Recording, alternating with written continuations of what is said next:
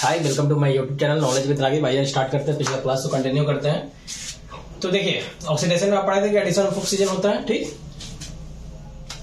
या फिर removal of hydrogen भी होगा तो भी उसको ऑक्सीडेशन ही बोलते हैं। देखिए, अभी मान लेते हैं कि हम एक बीकर लेते हैं, उसमें 3 ml एथेनॉल लेते हैं, ठीक। आप इसको हीट कीजिए, ठीक। अब 5% सॉल्यूशन डालिए KMnO4 को, पोटेशियम परमैंगनेट। ये 5% सॉल्यूशन मतलब क्या समझे, 100 ml में आप 5 ml क्या कर लीजिए, KMnO4 ले लीजिए। तो ये सॉल्यूशन जो बना वो क्या हुआ, उसमें हुआ कि 5% सॉल्यूशन है ये किसका, KMnO4 का, ठीक है।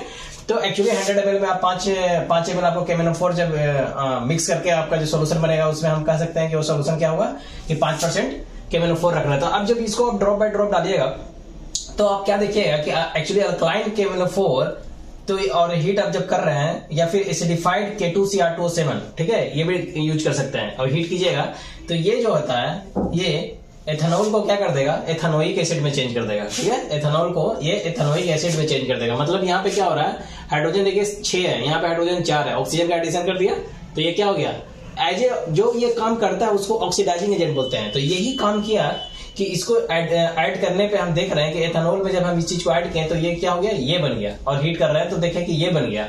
मतलब ये ऑक्सीडाइजिंग एजेंट की तरह काम किया। तो ऑक्सीडाइजिंग एजेंट क्या है कि सम सब्सटेंसेस, वैसे सब्सटेंस है जो कैपेबल है एडिंग करने के लिए ऑक्सीजन, तो यही कैपेबल था जो इसमें ऐड कर दिया ऑक्सीजन को और क्या कर दिया, ये CH3COOH बना दिया, ठीक है, एडिंग ऑक्सीजन टू अदर्स। तो ये क्या कर दिया, इसमें ऐड करके ये बना दिया। तो इसी को हम लोग ऑक्सीडाइजिंग एजेंट यहाँ पे कौन हो गया, अल्कलाइन, ये KMnO4 हो गया। अब देखिए, एक चीज आप समझने की कोशिश कीजिएगा आप कि एसिडिफाइड बोल रहे हैं या अल्कलाइन बोल रहे हैं, तो इससे तो आप समझ ही रहोगे, NOH रहता है, अल्कलाइन होता है, एसिडिफाइड मतलब उसमें एसिड डाला गया। तो एक्चुअली आप जब डालिए, अब इसमें क्या होता है, KMnO4 जो है वो K+, अगर आयन में आप तोड़िएगा तो K+ MnO4- में रहेगा। ये पर्पल कलर का होता है परमैंगनेट आयन। तो एक्चुअली जब इसको स्टार्टिंग में डालिएगा तो इसका ये जो है यूटिलाइज हो जाएगा इसको कन्वर्ट करने में, ये बनाने में। लेकिन एक टाइम के बाद जब अल्कोहल उसमें रहेगा ही नहीं तो यूटिलाइज होगा ही नहीं। तो जब आप डालिएगा उसके बाद जब एक्सिस डाल दिया KMnO4 तो क्या होगा कि ये जो कलर है पर्पल, वो कलर आपको देगा। स्टार्टिंग में इसका कलर आपका डिसअपियर हो जाएगा, ठीक है। तो ये होता है। अब देखिए, एडिशन रिएक्शन क्या होता है कि जैसे अब अनसैचुरेटेड हाइड्रोकार्बन जो है वो ऐड करेगा हाइड्रोजन को in the presence of catalyst. Catalyst के प्रेजेंस में जब अनसैचुरेटेड हाइड्रोकार्बन क्या करता है, ऐड करता है हाइड्रोजन को। तो जैसे में अनसैचुरेटेड, जैसे in the presence of catalyst, तो कैटलिस्ट के तौर पे आपका प्लेडियम रहता है, निकल रहता है, यूज कर सकते हैं, ठीक है। और वो क्या करता है, अनसैचुरेटेड हाइड्रोकार्बन से क्या करता है, उसको सैचुरेटेड हाइड्रोकार्बन कर देगा, ठीक है। मतलब उसमें हाइड्रोजन ऐड करने की कोशिश, अनसैचुरेटेड हाइड्रोकार्बन ऐड करता है hydrogen in the presence of catalyst. और सच जैसा कि ये प्लेडियम निकल है तो क्या करेगा, किसी चीज टू गिव सैचुरेटेड हाइड्रोकार्बन। तो उसी को एडिशन रिएक्शन बोल रहे हैं कि यहाँ पे एडिशन हो चुका है, ठीक है। जैसे आप देख सकते हैं ये है ये हमारा क्या है, ये जो आप देख रहे हैं एग्जांपल, ये अनसैचुरेटेड हाइड्रोकार्बन है। क्यों, क्योंकि डबल बॉन्ड एक मिल रहा है या ट्रिपल बॉन्ड कोई भी एक मिल जाएगा तो हो जाएगा।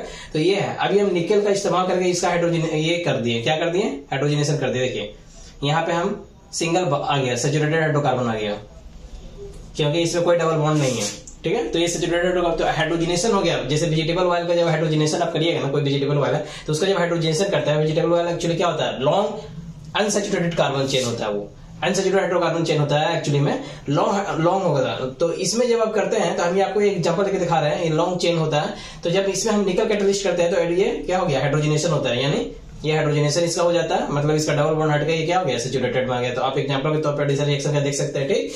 एनिमल का फैट जो है क्या, सैचुरेटेड कार्बन चेन रखता है, ठीक है, जो कि अनरिएक्टिव होता है। और ये सैचुरेटेड अनसैचुरेटेड जो होता है, अनसैचुरेटेड जबकि बॉडी के लिए हेल्दी होता है। बहुत सारे जो वेजिटेबल्स ऑयल्स होते हैं, जैसे देखिए बहुत सारे वेजिटेबल ऑयल्स जो होता है वो हेल्दी होता है। क्यों, क्योंकि वो अनसैचुरेटेड फैटी एसिड रखता है। तो अनसैचुरेटेड फैटी एसिड हम लोग के लिए हेल्दियर रहता है, चोक नहीं करता है, वो कहीं ना कहीं वो चीज बेस्ट काम करता है। तो एक्चुअली आप देखिए इसमें भी होता है, बहुत होता है मोनोपोली और ट्रांसफैटी, सब जब आएगा वो चैप्टर तो मैं बताऊंगा डिटेल में। वहां पे कैटलिस्ट देखिए यहाँ पे क्या होता है कि दी सब्सटेंसेस जो क्या करता है, that causes reaction to occur या proceed at a different rate which reaction itself being affected. तो यहाँ पे हम जैसे कैटलिस्ट निकल का इस्तेमाल किया तो एक्चुअली कैटलिस्ट क्या करता है, तो द सब्सटेंसेस कोई एक सब्सटेंस जैसे निकल हो गया, दैट कॉजेज रिएक्शन, जिसकी वजह से रिएक्शन होता है, that causes reaction to occur, जिसकी वजह से रिएक्शन या तो रिएक्शन हो ही नहीं पा रहा तो हम कैटलिस्ट डालते हैं तो रिएक्शन हो पाया। एक तो ये हो सकता है, या फिर यह रिएक्शन हो भी रहा है तो उसको हम लोग को डिफरेंट रेट करना, या तो ज्यादा करना या कम करना। तो प्रोसीड करना है अगर एट ए डिफरेंट रेट पे without reaction itself being affected,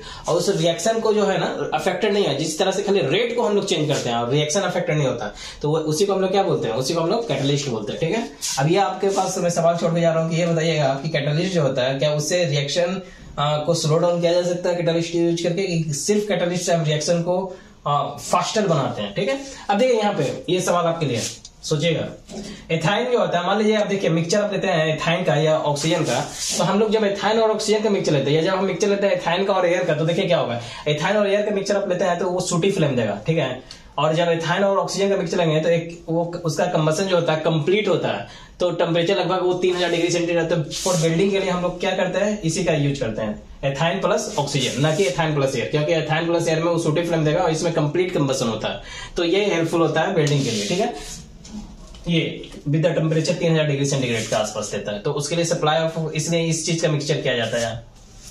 अब देखिए सब्स्टिट्यूशन रिएक्शन जो होता है, क्योंकि वहां पे कंप्लीट कंबसन हो रहा है, समझ में आ रहा है, बताते हैं। देखिए सब्स्टिट्यूशन रिएक्शन क्या होता है कि अगर मान लीजिए कि आप सैचुरेटेड हाइड्रोकार्बन लिए, तो सैचुरेटेड हाइड्रोकार्बन क्या है, वो अनरिएक्टिव होता है। ठीक है, और ये जो है लेकिन प्रेजेंस ऑफ सनलाइट अगर रहेगा, ठीक है, तो क्लोरीन एडेड हो जाता है। जैसे देखिए अनसैचुरेटेड हाइड्रोकार्बन क्योंकि कोई सिंगल सब सिंगल बॉन्ड है, CH4 का लिख के स्ट्रक्चर लिख के आप देख सकते हैं यू, या आप इसका स्ट्रक्चरल डायग्राम लिख सकते हैं ये। तो इस तरह से जब ये करता है तो ये बनाता है CH3Cl और ये आपका HCl बना रहा है। तो यहाँ पे ये क्या हो रहा है, सब्स्टिट्यूशन हो रहा है। यहाँ पे क्या हो रहा है, ये क्लोरीन यहाँ पे सब्स्टिट्यूट किया, तो ये सब्स्टिट्यूशन रिएक्शन है। तो अनरिएक्टिव है ये, बट ये अनरिएक्टिव है, बट फास्टर हो, प्रेजेंस ऑफ सनलाइट पे क्लोरीन एडेड होता है और ये चीज इस तरह से बनेगा आपका। एथेनॉल देखिए, एथेनॉल एक बड़ा इंपॉर्टेंट है, एथेनॉल के बारे में जानिए आप। एथेनॉल को बेसिकली हम लोग एल्कोहल बोल देते हैं जनरली, इसी को एल्कोहल बोले मतलब सीधे दिमाग में आना चाहिए कि एथेनॉल ही है, तो बेसिकली ऐसे बोल दिया जाता है कि एथेनॉल का एल्कोहल। ठीक है, एल्कोहल वैसे एल्कोहल आपको OL ग्रुप होता है, OH होता है इसका, ये आपको बताया था, इसमें मेथनॉल एथेनॉल इस तरह से आता है।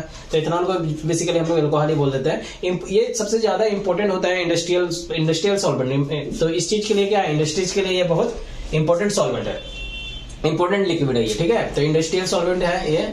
तो अब ये क्या होता है, जैसे डिनेचर एल्कोहल एक होता है, डिनेचर एल्कोहल में क्या होता है कि ये इसको एक्चुअली इसका मिसयूज ना हो, क्योंकि एथेनॉल जो है, देखिए अभी आप यहाँ से आपको लिंक करेंगे तो आपको समझ में आएगा।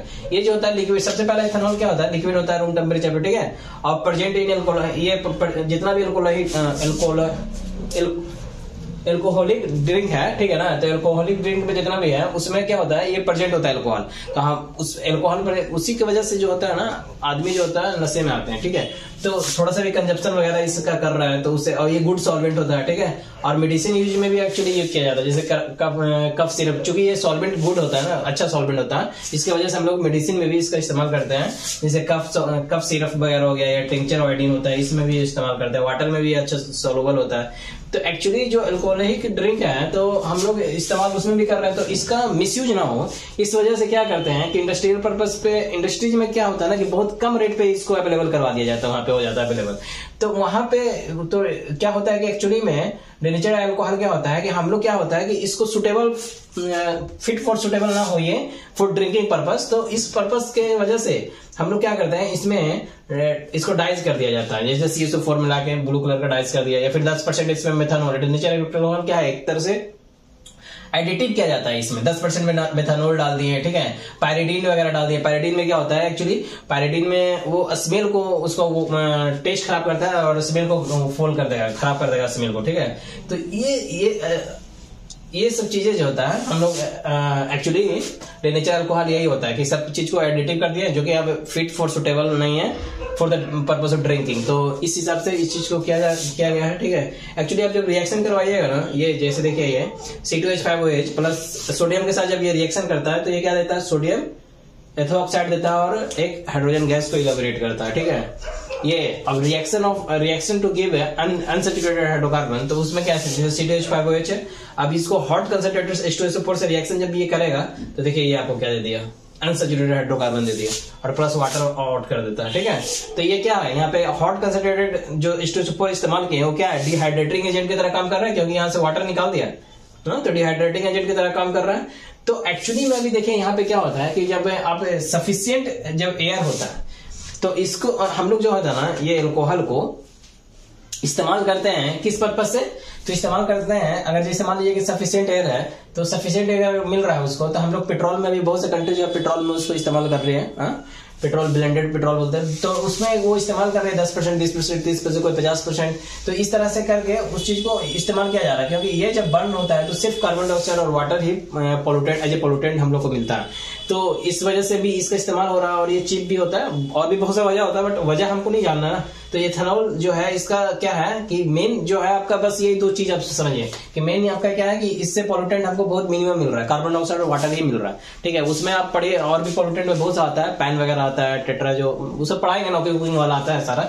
तो खैर वो देखिए यहाँ पे एक चीज ये होता है, और दूसरा चीज आपका ये फायदा हो रहा है कि आपको अगर कोई आप मान लेंगे आपके पास है पेट्रोल वगैरह, आप पेट्रोल पे ज्यादा डिपेंडेंट नहीं होना चाहते, आपका कंट्री पेट्रोल सरप्लस नहीं है, तो आप क्या कीजिएगा, अगर आप एथेनॉल के थ्रू आप गाड़ी को अगर रन करवाने में कैपेबल है, तो that is the easy for you ना, कि ये क्या है कि आपको चीप रेट पे सब कुछ अवेलेबल हो जा रहा है, ठीक, आपको डिपेंडेंट भी नहीं रहना पड़ रहा है। तो बहुत सा पर्सपेक्टिव होता है, तो सिंपल यही पर्सपेक्टिव है आपका, ठीक है, कि डिपेंडेंट नहीं रहना है।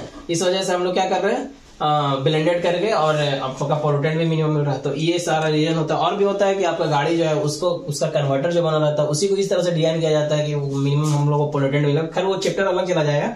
अब देखिए यहाँ पे ये चीज, एक चीज हो रहा है आपका, और दूसरा चीज यहाँ पे क्या होता है कि अगर मान लीजिए कि हम अल्कोहल को कंज्यूम करना स्टार्ट कर देते हैं। अच्छा, शुगर केन जो होता है वो क्या करता है, लाइट एनर्जी को केमिकल एनर्जी में चेंज करता है, और इसका जो जूस होता है शुगर केन का, उसको हम लोग मोलासेस की तरह यूज करते हैं, जूस मोलासेस, और उससे वही फर्मेंटेड होके क्या होता है, अल्कोहल बनता है इससे। अभी देखिए अगर मान लीजिए कि अल्कोहल का आप कंजप्शन कर रहे हैं, तो उससे क्या होगा कि आपका मेटाबॉलिक प्रोसेस जो होता है ना, वो स्लो डाउन हो जाता है, जिसकी वजह से सेंट्रल नर्वस सिस्टम पे इंपैक्ट पड़ेगा, और सेंट्रल नर्वस सिस्टम आपका अच्छे से काम नहीं करेगा, तो आप अच्छे से डिसाइड ही नहीं कर पाइएगा, डिसीजन ही नहीं ले पाइएगा, क्या सही हो रहा है क्या गलत हो रहा है। रिएक्शन जो होता है, आप नर्वस सिस्टम पढ़े होंगे तो उसमें सारा एक चेन है, कौन किसको गाइड कर रहा है, किस हिसाब से मोटर नर्व, ये सब तो खैर वो बताएंगे तो अच्छे से बताएंगे। तो उसमें क्या होता है कि बेसिकली मोटा मोटी आप ये समझिए कि सेंट्रल नर्वस सिस्टम में वो इम्पैक्ट पड़ेगा, तो क्या होगा कि आप अवेयर नहीं रह पाइएगा। तो ये चीजें यहाँ पे आपको देखने को मिलेगा। और फिर मेथनॉल अगर देखिए यहाँ पे, और सिस्टम आपको पूरा खराब करके रख देगा वो, अगर आप यूज कर रहे हैं एल्कोहल वगैरह, तो एल्कोहल सही नहीं है वो चीज, ठीक है। तो वो आपका सिस्टम को इम्पैक्ट करेगा, धीरे धीरे आपका किडनी, लीवर, बहुत सा चीज को वो गड़बड़ करेगा, कहीं ना कहीं हर चीज को लिंक होता है एक दूसरे से, तो हर चीज को आपको इम्पैक्ट करेगा, और ये आपके लिए घातक साबित हो सकता है। मेथनॉल जो होता है, अगर देखिए एथेनॉल तो हम लोग यूज भी कर ले रहे हैं, ठीक है, एथेनॉल हम लोग यूज भी कर ले रहे हैं कि सॉल्वेंट सॉल्युबल होता है, और उस तरह से थोड़ा लिमिटेड में इस्तेमाल कर रहा है, तो इस्तेमाल हो पा रहा है, ठीक है। तो एक तरह से वो क्या करता है, आपके ब्रेन को चोक कर रहा है, आपको खुद डिसीजन लेने के लिए आप उस वक्त आप खुद ही डिसीजन लेने के लिए कैपेबल नहीं हो पा रहे, ठीक है। तो अब देखिए जो लेकिन आप एथेनॉल की जगह अगर मेथनॉल आप यूज कर लीजिएगा ना, तो आप थोड़ा सा भी मेथनॉल यूज कीजिएगा तो आपका डेथ हो जाएगा, ठीक है, क्योंकि क्या करता है, प्रोटोप्लाज्म को कोगुलेट कर देता है मेथनॉल।